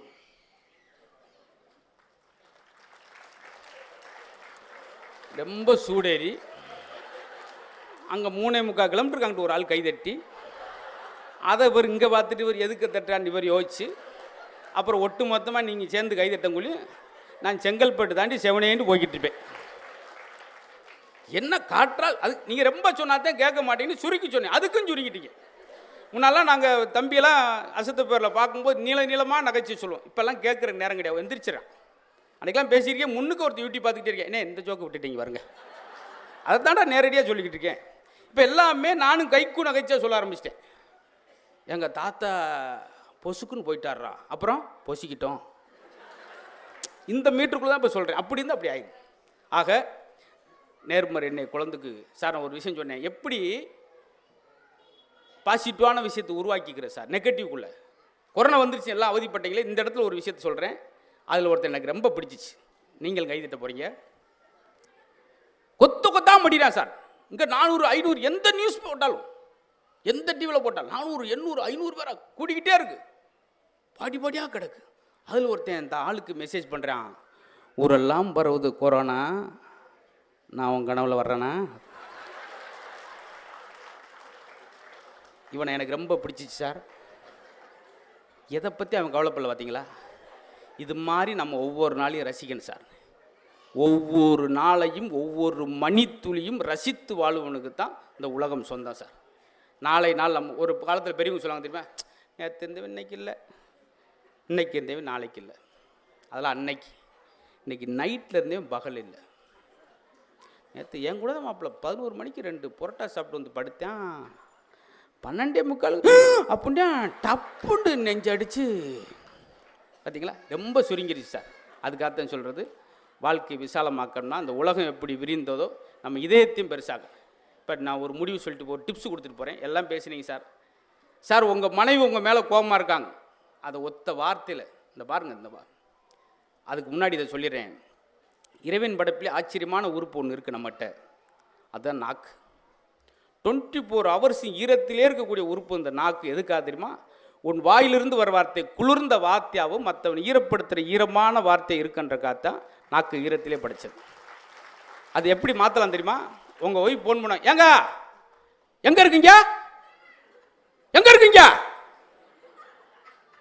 இதை டப்புண்டு 100 டிகிரியில் இருந்ததை டக்குன்னு 0 கொண்டு வந்துடலாம். ஒத்த வார்த்தை, எங்கெங்க இருக்கீங்க, கொஞ்சம் கீழே வருமா, உன் இதயத்தில் தான் இருக்கேன்.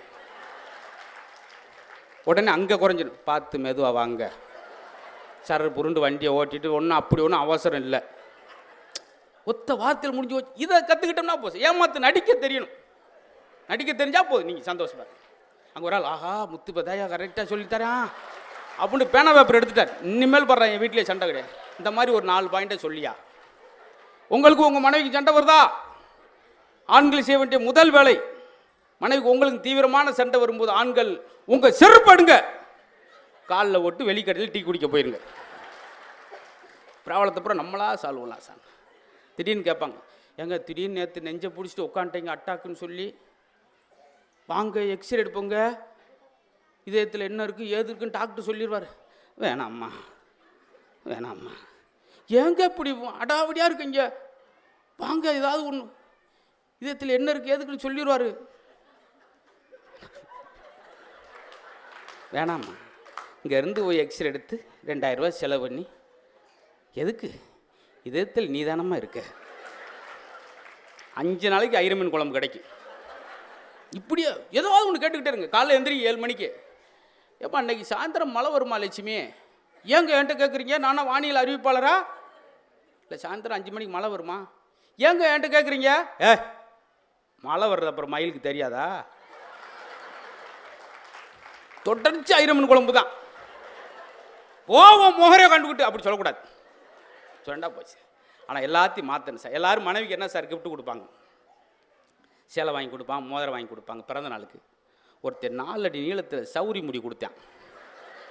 அந்த அம்மா வாங்கிட்டு பட்டக்குன்னு கட்டப்பைக்கில் வச்சு, ஏங்க இதை போய் கொடுத்து நான் யார்கிட்ட போய் இதை காமிக்க முடியும், நல்லா கிஃப்ட்டு கொடுத்தீங்க. மித்த கிஃப்டெல்லாம் இன்னொருத்தையும் செய்கிறதுடி, இந்த கிஃப்டை நானே செஞ்சேன்டி. நீங்களவா எப்படி, தினம் உன் சாப்பாடுக்கு ஒவ்வொரு முடியாக எடுத்து எடுத்து நூலில் கட்டினா சார், அவன் எவ்வளோ பெரிய பொறுமைசாலி பாருங்க சார், கோப்படாமல் வெறுக்காமல் எவ்வளோ பொறுமையாக வாழ்ந்துருக்கான் பாருங்க. அது மாதிரி சின்ன சின்ன விஷயம் இருக்குது சார். இவ்வளோதான். எல்லோரும் டிப்ஸ் கொடுப்பான். நான் எனக்கு ஒருத்தன் டிப்ஸ் கொடுத்தேன். பேங்கில் ஒருத்தன் பேனா கேட்டார், டக்குன்னு பேனா கொடுத்தேன். என் பின்னாடி ஒருத்தன் சொரிஞ்சான், சார் டிவியில் ரைட்டு தான், விவரம் தெரியாத இருக்கீங்க, பேனா கேட்டோன்னு அப்படியே கொடுக்குறீங்க, கொண்டு போயிடுவாங்க சார், மூடியை கலத்திட்டு கொடுங்க. பரவாயில்ல, நம்ம இவ்வளோ மேடையை பேசினாலும் ஒரு தெளிவாக இருக்கானே அப்படின்னு சொல்லி அவன் பேச்சுப்படி 13 வருஷம் அந்த கொள்கையை கடைபிடிச்சேன். மூடியை கழட்டி கொடுத்தேன். இன்றைக்கி என் வீட்டில் 7600 மூடி மட்டும் இருக்குது. அப்படின்னா நம்மளால் நீங்கள் லேசாக நினச்சிடாங்க சார், பிரிச்சிருவாங்க. எல்லாமே சொல்லிட்டு போகிறேன். 5 பெற்றால் அரசனும் ஆண்டி, இவன் அதை நினச்சிக்கிட்டு இருக்கேன். அதுக்கு என்ன விளக்கம், ஒழுக்கம்லா மனைவி, பேச்சு கேட்காத குழந்தை, துரோகம் செய்யும் சகோதரன், ஆடம்பர அப்பா அப்படி சொல்லி 5 பெற்றால் அரசனும் ஆண்டியாவான். இதுக்கு தெரியுதா? பார்த்தீங்களா? கள்ளக்கண்டா நாயக்கானா, நாயக்கண்டா கள்ளக்கானா. அந்த பழமொழியில் விட்டுனா இந்த பழமொழியில் இப்போ ஸ்கோப் பண்ண போகிறேன். எதுக்கு அதை சொன்னால், நீங்கள் கோயிலில் போய் பெருமாளா கல்லா பார்க்காம அதை கதாநாயகனா கள்ளக்கண்டா நாயகனை காணாம், அதை நாயகனாக பார்த்தீங்கன்னா அங்கே கல் தெரியாது. ஒவ்வொன்றுக்கும் ஒன்று சொல்லியிருக்காங்க. நம்ம காலம் மாற்றத்தை எல்லாத்தையும் மாற்றிடும் சார். ஆனால் இந்த புத்தகம் தான் சரியானவற்றை சொல்லித்தரும். ஏதாவது ஒன்றை போட்டுட்டு ஒரு ஆள் சொன்ன மாதிரி போடுறான், அது கிடையாது. ஊடகங்களில் நல்ல விஷயங்களை பரப்பணும் சார். அந்த ஊடக பெருமக்கள் இன்றைக்கி இந்த புத்தக திருவிழா வந்தால் அவங்களுக்கு பெரிய ஒரு நன்றி சொல்லிக்கிறேன். இதுதான் போகணும். தம்பி பேசுகிறாரு, வெறுமனே அவர் ஒரு நடிகர், ஒரு தொகுப்பாளர் இல்லாமல் அவருக்குள்ளே இன்னொரு முகம் இருப்பது என்பதை இந்த ஊடகம் தான் சொல்லும். எங்களையும் இந்த மாதிரி புத்தக திருவிழா வர வச்சோம்னா நாங்களும் தயார் பண்ணிட்டு வந்து இந்த மாதிரி செய்திகளை எங்களால் சொல்ல முடியும் அப்படி என்பதை உங்கள் மூலம் பார்த்தோம். நீங்கள்லாம் யாரும் நான் முடிக்கலாம்னு நினச்சா கூட யாராவது 2-3 பேர் எந்திரிச்சா தான் நான் காரணம் சொல்ல முடியும். அருண் சார்ட்டு அவங்ககிட்ட என்ன சொல்லுவேன், சார் கொஞ்சம் ஆள் கலையிறாங்க முடிச்சிடவா அப்படின்றாங்க. இங்கே நான் சொல்ல முடியுமா? பேசுங்க, அதான் உட்காந்துருக்காங்களா சார். திருச்செந்தூரில் மார்கழி மாதம் அந்த மண்டபத்துக்குள்ளே என்னுடைய பட்டிமன்றம் நடக்குது. குளிர், நல்ல குளிர் கூட கூட கொஞ்சமாக போயிட்டாங்க. ஒரு 13 பேர் புகழ மணி 3:15 ஆச்சு நடித்தாமா. நான் அதுக்கு மேலே என்னால் முடியலை. நான் எத்தனை ஜோக்கை தான் சார் சொல்ல முடியும். நீங்கள் யார் வீட்டுக்கு போகலையா அப்படின்னு, யார் எங்கள் ஊரில் வந்து வீட்டுக்கு போகலையான்னு இருக்கா? நாங்கள் படுக்கிறதுல உட்காந்து நீங்கள் தொணத்தோன்னு பேசிக்கிட்டு முதல்ல நீங்கள் எந்திரிச்சு போங்கடா அப்படின்னு. அவன் பார்த்தா கடைசியில் அவங்க அங்கே தான் படுப்பாங்களோ ரெகுலராக. அது இல்லாமல் இப்படி ஒரு ரசிகர் ஆகா ஓகோண்டு 3 மணி வரைக்கும் மூச்சு திணற கத்தி 3 குளுக்கோஸ் ஏற்றிட்டு வந்து நானாக இருப்பேன். அது கிடையாது சார். இந்த வெள்ளந்தியான சிரிப்பு பார்த்திங்களா, இந்த இடத்துல கொஞ்ச நேரத்தில் இது கோயில் மாதிரி மாறிடுச்சு சார். பெண்கள் நீங்கள் சிரிச்சு எனக்கு சந்தோஷம். ஏன்னா பெண்கள் 17 சீரியல் பார்த்து தேம்பி தேம்பி அழுகிற கோஷ்டி. நீங்கள் இன்றைக்கி சிரிச்சல் எனக்கு ஒரு ஆனந்தம். ஏன்னா உங்களை சிரிக்க வைக்கிறதுக்கு பெரும்பாடு. ஆனால் நீங்கள் சிரிச்சல், ஏன்னா பெண்களுக்கு பொன்னகை விட புன்னகை தான் அழகு. எப்படி இருக்கு பார்த்தீங்களா சிரிக்கும்போது. அரண்மனை சீரியல் பார்க்க அரைக்கில் முறுக்க காலி ஒன்றுது. அன்றைக்கி ஒரு வீட்டுக்கு போயிருக்கேன், அந்த அம்மா என்னை சாப்பிட்டு சொல்லிச்சு, பின்னங்கால் பெட்டரைக்கு ஓட்டியாந்தேன். சாப்பிட்டு சொல்லிச்சு, அப்படி ஒரு குரல், சாப்பிட்டு போங்க தம்பி அப்படின்னு. மட்டாண்டு கொல்லப்பக்கம் குதிச்சு ஓடியாந்தேன். கொல்லப்பக்கம் அவங்க அந்த அம்மாவோட வீட்டுக்கார் நின்றாரு. என்னது அதுக்குள்ளேயும் கிளம்பிட்டீங்க, சாப்பிட்டு போனியானப்பா அப்படின்றாரு. உன் வீட்டை சாப்பிட்டா நான் போயிடுவோம் போலையா, என்ன தின குடும்பமாக குழப்பமாய்யா, என்னப்பான்றது அந்த அம்மா, இவர் சாப்பிட்டு போனியானே. இதை பார்த்தேன் பெரியவங்க காலம் மாற்றம் அதுங்களா. எல்லாமே அன்றைக்கி தமிழ் படங்கள்லாம் ஏன் அவ்வளோ அழகாக ரசித்தாங்க, தமிழ் படத்தில் வசனங்கள் அழகாக இருக்கும் பார்த்தீங்களா. படகோட்டியில் எல்லா மீனவரையும் அழைச்சிக்கிட்டு நம்பியார் வீட்டுக்கு வருவார். ஏன்னா சொத்து பத்திரத்தை பூரா வாங்கி வச்சுருப்பார். மாணிக்கம் எங்கே வந்து என்ன பேசுகிற, அதுக்கு மக்கள்கிட்ட அவங்க அறியாமல் பேசுகிறேன், ஏன் இடத்துல வந்து என்ன பற்றியே பேசுறியா, நீதியை பேச இதமாக தேவை, எங்கே வேணாலும் பேசலாம், எப்படி வேணாலும் பேசலாம். இப்படிலாம் கேட்ட மக்கள் இன்றைக்கி எல்லாமே மாறிடுச்சே அப்படின்னு வேதனைப்படுறப்ப புத்தகங்கள். சார் நீங்கள் ஒரு இன்ஜினியரிடம் பேசினால் நீங்கள் இன்ஜினியர் ஆக முடியாது, ஒரு மருத்துவரிடம் பேசினால் நீங்கள் மருத்துவராக முடியாது, புத்தகத்திடம் பேசினால் நீங்கள் எல்லாமே ஆக முடியும் அப்படி என்பதான் உண்மை. உயிருள்ள மனிதனை நண்பனாக பெறதை விட உயிரற்ற புத்தகத்தோடு பேசி பாருங்கள் சார். ஒவ்வொரு பக்கத்துக்கு என் தம்பி சொன்ன மாதிரி துப்பாக்கியிலிருந்து வரும் தோட்டா ஒரு முறை தான் வெடிக்கும், புத்தகத்தில் ஒவ்வொரு பக்கத்திலும் வெடிக்கும். உங்கள் குழந்தைகளுக்கு படிக்க சொல்லிக் கொடுங்கள், வாசிக்க கற்றுக் கொடுங்கள். புத்தகத்தை வாசிக்காமல் அதை நேசிக்கவும் நல்லா யோசிக்கவும். இது மாதிரி ஒரு பெரிய உலகத்தவே மாற்றக்கூடிய பெரிய ஆயுதம் புத்தகம் என்று சொல்லி ஜூலியஸ் சீசர் சொல்கிறாரு. பிறருக்கு கொடுக்கக்கூடிய அழகான பரிசு எது என்றால் அதுதான் புத்தகம் என்று சொல்லி யார் சொல்கிறாரு? என்னது, ஏன் நான் முடிஞ்சிட்டு போகிறக்கா? முடிக்காங்க நான் விக்குன்னு கீழே விழுந்து கிடப்பேன். அப்பயும் ஒரு அம்மா வந்து, தம்பி கொஞ்சம் உயிர் இருக்கா, இன்னும் 2 ஜோக்கு சொல்லுச்சோப்பா. நான் கூட தண்ணி தான் கொடுக்க போகிறேன்னு நினச்சேன். முடிக்காங்க பார்த்தீங்களா. நாங்கள் சம்பாரித்த பேர் நானும் முத்துவும் இந்த ஒன்று தான் சார். நீங்கள் அன்பாக முடிக்காங்கன்னு சொல்கிறீங்க பார்த்தீங்களா. சில இடத்துல தொணத்தொணண்டு டக்குன்னு முடிங்க 2 குருவி ஜோக்கை போட்டு. சார் சிரிப்புக்கு எவன் நேரம் ஒதுக்கலையோ அவன் மருத்துவருக்கு நேரம் ஒதுக்கிறான். ஏன் ஓங்கி கை தட்டுறா தெரியுமா? ஏற்கனவே யூடியூப்பில் இதை பார்த்துட்டார், போட்டாண்டா, இங்கேயும் இதை போட்டாண்டார். எல்லாமே இருக்குது, நம்ம எதை சொல்லணும். இருந்தாலும் நான் சங்கடம் பண்ணிட்டு இருக்கா சிரிக்கிறார். அன்றைக்கெல்லாம் பார்த்து முன் சீட்டில் பெரிய அதிகாரிலாம் இருக்கீங்க, அழகாக சிரிக்கிறீங்க. இதான் சார், இதான் பேசுகிற ஆளுக்கு. எனக்கோ தம்பி முத்துக்கோ முன் சீட்டில் இருக்கிறவங்க ரொம்ப அவசியம். அன்றைக்கு ஒரு ஆள் கோட்டை போட்டு வர்றப்போ உட்காந்தார், 78 ஜோக்கு பின்னி எடுக்கிறேன், அசையிலே அவர் அப்படியே தான் இருந்தார். நான் தான் பதறி விடவெடுத்து நான் 4 லிட்டர் தண்ணியை குடிச்சிட்டு மறுபடியும் 33 ஜோக்கு. நான் நினச்சேன் பேசாம 100 நாள் வேலைக்கு போயிடுவோம், இது நீ லாய்க்கப்படாது போல. ஏன்னா 100 நாள் வேலை ரொம்ப இருக்கிறதுலே ஈஸி. நாளைக்கு புதன்கிழமை போகிற கிளவி 2, சாயந்தரம் 7 மணிக்கு போகிறது ஒரு 3 கிளவி, ஹேண்ட்பேக்கை போட்டுட்டு போங்க. போய் புள்ள முழுசாக பிடிங்கிறாதுங்க, மேலாப்பில் பிடிங்கிட்டு டயர்டாக இருக்கடி வேப்ப மரத்தில் உட்காருங்க. பிரசண்ட நாள் வடை வாங்கிட்டு வர சொல்லிடியே, எக்கா அவன் வடை இல்லைன்றான், அடுத்த வருஷம் அவனுக்கு ஓட்டு போடாங்கடி. ஏறு ஒரு உளுந்த வடை வாங்கி தரலைன்றக்காக அவனுக்கு ஓட்டு போடக்கூடாதான். அது மாதிரி 100 நாள் வேலை போயெல்லாம் முடிவண்ணே. அப்படி உட்காந்துருக்கார் வெறப்பா. நான் கேட்டே விட்டேன், என்ன சார் சிரிக்கலையா என்னன்னு கேட்குறேன். அவர் தான் ஆர்கனைசர். ரேஸை சிரிச்சிட்டா நான் 2000 ரூபா சேர்த்து கேட்பேன் நினச்சி, கஸ்தூரி போய் சிரிச்சிடக்கூடாது அப்படின்னு ரெஸ்ட் ரூமில் போய் சிரிச்சிட்டு வந்து உட்காந்தார். அங்கே போய் ஆஹா சூப்பர் அப்படின்னு. ஏன் அது நேரில் சிரிச்சானா சார்? சார் எப்படி அழுத்தப்பட்ட நிலக்கரி இறுகி வைரமாக மாறுதோ, அடக்கப்பட்ட சிரிப்பும் இறுகி நோயாக மாறும். உடனே வெளிப்படுத்தணும். நான் சொன்னேன் பார்த்தீங்களா ஒரு வார்த்தை, எங்கள் அப்பா 87 வயசு வரைக்கும் ஆஸ்பத்திரியே போகாமல் வந்தால் என்ன தெரியுமா, படுத்தோன்னே தூங்குவார். குரட்டை ஓடு தூங்குவார், வீடே எந்திரிச்சிருவோம். அது வேறு, அவர் தூங்குவார். ட்ரெயின் கம்பார்ட்மெண்ட்டில் ஒருத்தன் தூங்குவாங்க சார், 13 பேர் எந்திரிச்சு உட்காந்துருப்பாங்க. சில நேரம் அவன் குரட்டில் அவனுக்கே தூக்கம் வர, யாரு அப்படின்னு இருக்கான். ஓ நீதாயா? நான் தானா? என்னங்க என் குரல் எனக்கே கேட்குது. அப்படியெல்லாம் ஆச்சரியப்படுத்துகிறவெல்லாம் இருக்கான். அது மாதிரியெல்லாம் இல்லாமல் நீங்கள் இதான் சார் உங்களுக்கு சொல்கிறேன். மனசு விட்டு இத்தனை மேடை போடனால கணிச்சனால சொல்கிறேன், உங்களுக்கெல்லாம் குறைஞ்ச 110 வயசு.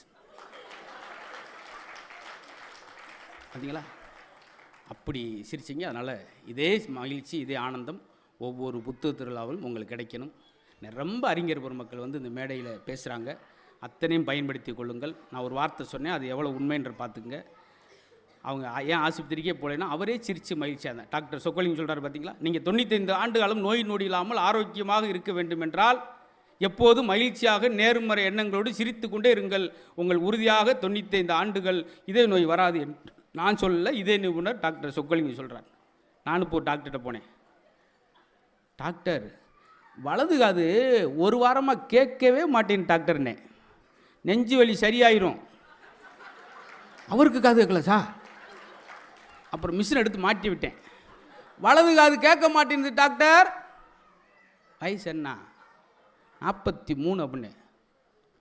43 வருஷமாக நீ சொல்லி கேட்காத காது திடீர்னு நான் வந்து சொல்லியாப்பா கேட்க போகுது. வாங்க சர்பத்து சாப்பிடுவோம்னு சொல்லி எனக்கு ஒரு சர்பத்து சொல்லி ஈஸியாக அனுப்பிவிட்டார். இது கிடையாது சார், இன்னொன்று சொல்லி முடிக்க போகிறேன். வந்தான், இந்த இடத்துல தட்டி, டாக்டர் கண்ணு மங்களா தெரியுது. உங்களுக்கு உண்மையிலே மங்களத்தையும் தெரியுது. நான் செக்யூரிட்டிப்பா. டாக்டருக்கு அந்த ரூம்புக்கு அங்கே போய் பாருங்க. போனேன். டாக்டர் சொல்லுங்கள் என்ன செய்யுது? கண்ணு மங்க. அப்படியா, படுங்க. இந்த மருந்தை ஊற்றுறேன். எரிச்சலாக இருக்கா? சரிங்க, படுங்க. மலாக்கு ஊற்று. எப்படி இருக்கு? இல்லை இனிப்பாக இருக்குது, இன்னும் கொஞ்சம் ஊற்றுங்க. டாக்டர் கண்ணு தெரியாமல் வாயில் ஊற்றி விட்ருக்காரு. எப்படி தேடி போயிருக்காம பாருங்க. வாங்க அப்படின்ட்டு அந்த லாரியில் இருக்கிற அந்த நம்பர் பிளேட்டை படிக்க தெரியல டாக்டர். ஆப்ரேஷன் பண்ணித்தான். ஆப்ரேஷன் பண்ணி முடிச்சுட்டு வந்து அந்த லாரியில் உள்ள நம்பர் பிளேட்டை பாருங்க, லாரியவே காணாமே டாக்டர் அப்படின்னா. செக் பண்ணி பார்க்குறாரு, மிஸ்டேக் நடந்து போச்சு. அவன் வலது கண்ணை சொன்னால் இவர் இடது கண்ணை படிப்பிட்டார். பயப்புறாரு, என்ன செய்ய போகிறானோன்னு போய் பயந்து, தம்பி முருகேசன் சார் ஒரு சின்ன ரிக்வஸ்ட்டு சொல்லுங்கள் சார், எதுவும் பிரச்சனை பண்ணவனா நஷ்ட இடம் நான் கொடுத்துட்றேன், சொல்லுங்கள் சார். நீங்கள் வலது கண்ணை சொன்னீங்க, நான் இடது கண்ணை பண்ணிட்டேன்.